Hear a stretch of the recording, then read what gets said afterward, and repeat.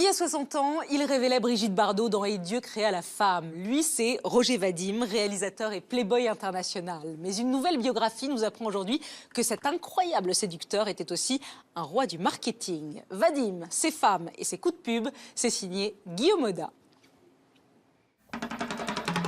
Si un jour le bon Dieu cherchait une résidence en France, il choisirait sans doute Saint-Tropez, station balnéaire en Méditerranée, où 61 ans plus tôt, il créa la femme. «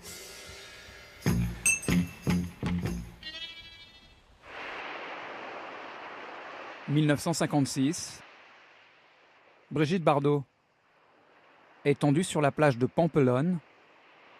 À l'époque, Dieu créa la femme défraye la chronique, bouscule les mœurs et surtout révèle au grand public une bombe sexuelle. On tourne. En France, le film connaît un démarrage timide. On se demande encore pourquoi. Mais il traverse l'Atlantique et rencontre aux États-Unis un succès inouï. Il ressort dans l'Hexagone et c'est le début de la gloire. À l'écran, une femme encore peu connue mais dont la carrière va décoller. Et derrière la caméra, un homme qui réalise son premier long métrage, Roger Vadim. J'ai un petit peu fait ça comme j'avais envie, sans tenir compte de rien. Alors, j'ai eu la chance que ce soit un des premiers films qui renouvelle un petit peu une certaine façon, une certaine écriture cinématographique. Et donc, il y a peut-être davantage frappé le public à ce moment-là. Ce qui frappe tout autant, c'est ce couple glamour. Brigitte Bardot est mariée à Vadim au moment du tournage. En fait, le metteur en scène séduit les plus belles actrices, les fait jouer dans ses films et en fait des stars du grand écran. Bon, allons. 1960, et mourir de plaisir, la tête d'affiche pour sa nouvelle femme, l'actrice danoise Annette Strøberg. En 1968, Barbarella, film SF, érotico-pop avec sa troisième épouse Jane Fonda, équivaut à Vadim les honneurs d'un talk-show américain. Pleasure to have this charming couple with us. Here are Jane Fonda and Roger Vadim.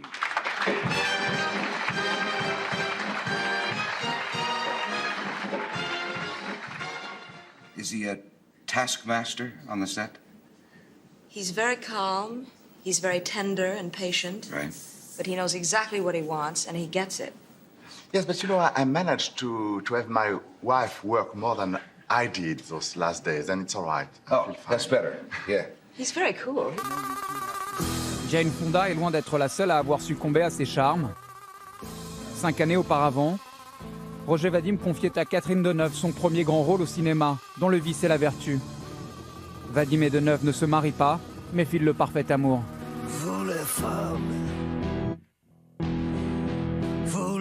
Il donne naissance à un fils, Christian Vadim. La ressemblance avec son père Roger est frappante. Son enfance est bercée entre Paris et Saint-Tropez, où il passe tous ses étés. Nous le retrouvons sur le port un après-midi de printemps. Saint-Tropez, ce sont des souvenirs. Oui, c'est plus de 50 ans de souvenirs. C'est ça qui me rattache à cette ville, à cet endroit. Lié aux balades, aux étés que vous passiez avec votre père, ici. Ramasser des pommes de pin, casser des pignons de pin, aller manger une glace, aller au restaurant sur une plage, faire du bateau, du ski nautique, du voilier, des salés. Enfin, voilà, c'est les souvenirs d'un enfant. D'un enfant né sous une bonne étoile.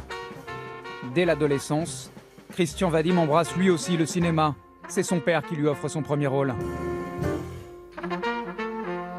Sur les pas de Vadim, nous suivons son fils Christian au cimetière marin, Une pierre très simple.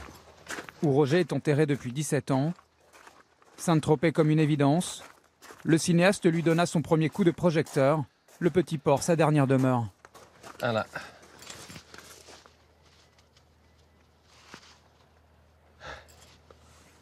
Qu'est-ce que vous vous dites quand vous recueillez comme ça sur la tombe de votre père? Ce que doivent se dire tous les gens, c'était trop tôt, trop vite. Roger Vadim, d'origine russe, né en 1928 sous le nom de Vadim Plemianikov. À l'école, je me faisais pas appeler Vadim, je me faisais appeler Plemianikov. Ce qui me donnait une certaine tranquillité. Plus discret. Plus discret. Et après, une fois que j'étais sûr de mes amis, je les invitais à la maison. Ils me disaient, oh Lyon, il y a beaucoup de photos de Catherine Deneuve chez toi. Je dis, bah oui, c'est ma maman. Il avait une vie incroyable, donc on vivait une vie incroyable. Et vous vouliez lui ressembler? Vous disiez, je veux ressembler à mon père, absolument, mener la même vie? Non. Non. Non, je n'ai pas ce talent-là. Le cinéaste séducteur traverse les années 60 comme une comète. Le Paris de Vadim, c'est Saint-Germain-des-Prés. Et ses caveaux jazz où il fréquente pêle-mêle Françoise Sagan, Boris Vian ou encore Juliette Gréco. Si tu crois petit, si tu crois que ton teint de rose, ta taille de guerre. Vadim est un mondain, il brille de mille feux. Mais son vrai talent, c'est d'épouser son temps, d'en exploiter et d'en bousculer les codes. Qu'est-ce qu'on appelle le scandale? Qu'est-ce qu'on appelle choquer? Pour beaucoup de gens, c'est de dire les choses d'une façon qui les surprend, auquel ils ne s'attendent pas. C'est-à-dire les dire au fond sans hypocrisie. Dans cette mesure, oui, je dois dire que je trouve que choquer est une qualité. Salut Clément. Salut Guillaume. Jeune auteur et journaliste à M Le Monde, Clément Gist n'a pas connu Vadim, mais s'en est emparé et raconte dans son ouvrage un personnage désinvolte à une époque où le plaisir ne connaît pas le remords. Il nous a donné rendez-vous à Paris dans une boutique d'affiches vintage où le metteur en scène figure en bonne place. Exactement, et voilà. Et Bardot, Dieu créa la femme. Et Dieu créa la femme. Et Vadim créa Bardot. Qu'est-ce qu'elle raconte cette affiche? On voit bien que Bardot, qui n'était pas une star absolue au moment du tournage, elle n'était pas la star qu'elle On est en était ensuite. 1956. On est en 1956. On voit bien qu'elle est quand même au premier plan. Parce qu'on a du mal à s'imaginer aujourd'hui que celui qui est au milieu, la Kurt Jürgens, l'acteur allemand, était beaucoup plus connu. Et là, Vadim, il est vraiment derrière cette affiche. C'est lui qui fait le choix de mettre Bardot comme ça au centre, quasi nu. C'est en tout Et cas d'en faire une star. lui qui le suggère au producteur, parce il avait quand même un sacré flair pour les relations publiques. Il savait ce qui allait marcher, ce qui pouvait provoquer. Il connaissait très bien son époque, il savait exactement ce qu'il fallait faire. Donc on voit vraiment qu'il y avait quand même derrière l'idée de créer une espèce de star, une icône, et de la mettre en avant, de la montrer, etc. Est-ce qu'une affiche comme ça, à cette époque, elle choque? Elle choque. Elle absolument. choque. Et elle choque, et c'est ça toute la malice qu'avait Vadim, c'est qu'elle choque, mais elle donne envie. Cette affiche, elle leur promet du désir, elle leur promet du jeu, elle leur promet même de la passion. Arrête!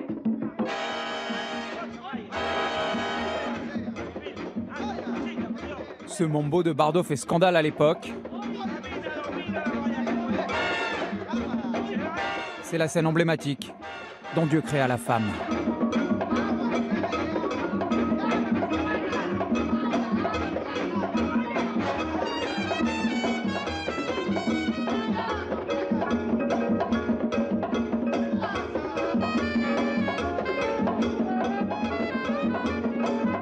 Il y a toujours, dans tous les films de Vadim, il y a une scène fétiche. Un peu comme s'il y avait le slogan d'une pub. Il y a la danse de Bardot dans Dieu créa la femme. Il y a le striptease dans Les Liaisons dangereuses. Il y a le striptease de Barbarella dans l'ouverture du film. C'est un peu comme si à chaque fois il y avait un slogan, quoi. Quelque chose qu'on retiendra. Et nous, ce qu'on retient, c'est que derrière le directeur de casting se cache un prince du marketing. Il y a plus de 50 ans, le nouveau Candide décrivait déjà le système V, comme Vadim. Selon l'hebdo culturel, le cinéaste n'engageait pas ses comédiens seulement pour leur valeur professionnelle, mais aussi pour leur puissance publicitaire. 1963, Château en Suède, le casting est ciblé.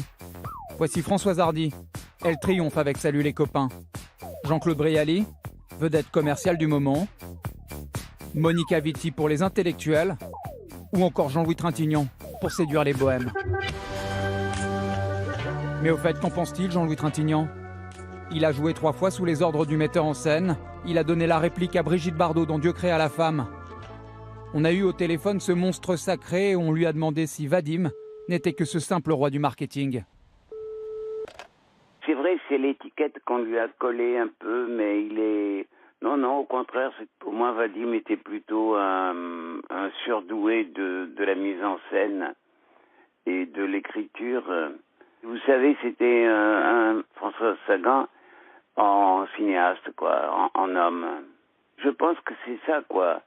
Je pense que Vadim, il a fait le film et ça a marqué une époque.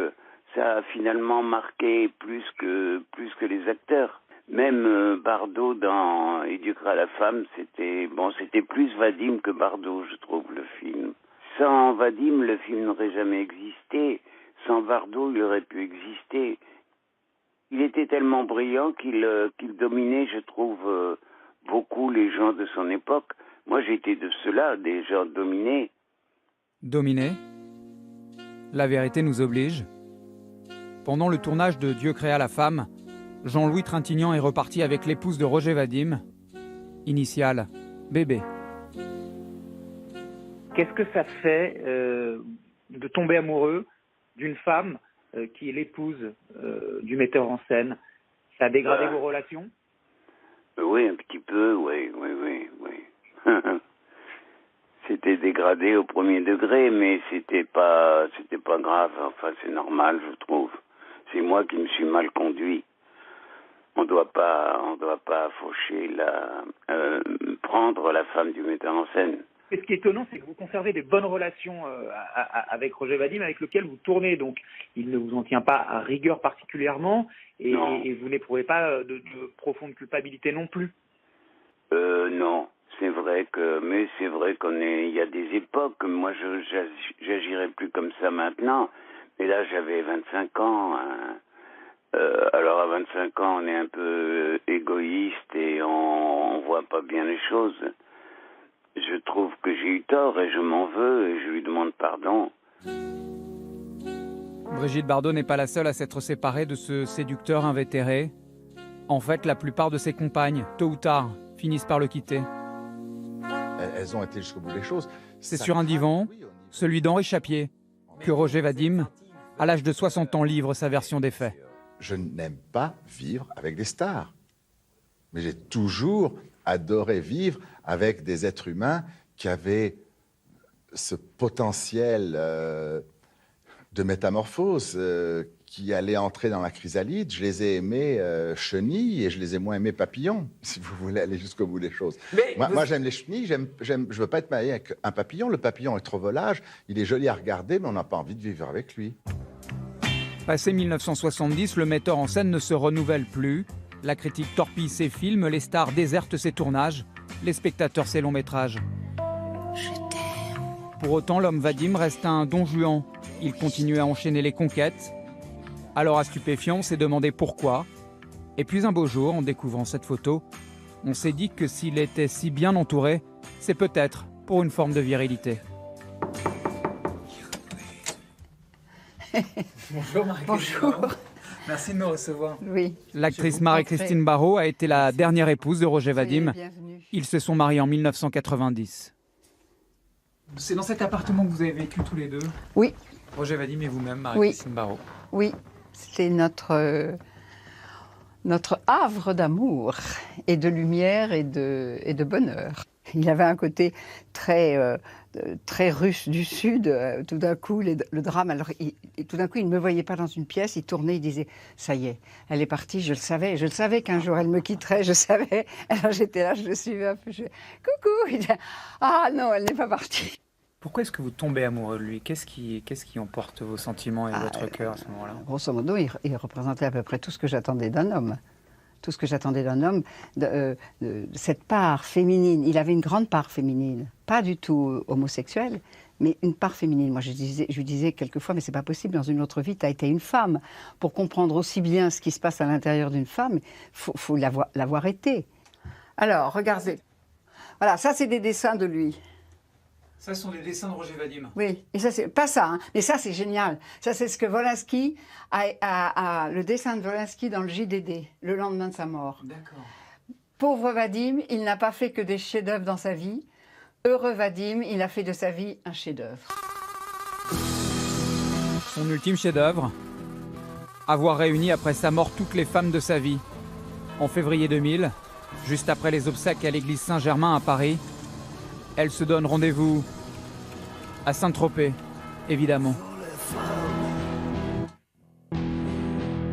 Bardot, Streuberg, Schneider, Barrault et Fonda, sur un cliché, le dernier, signé Vadim.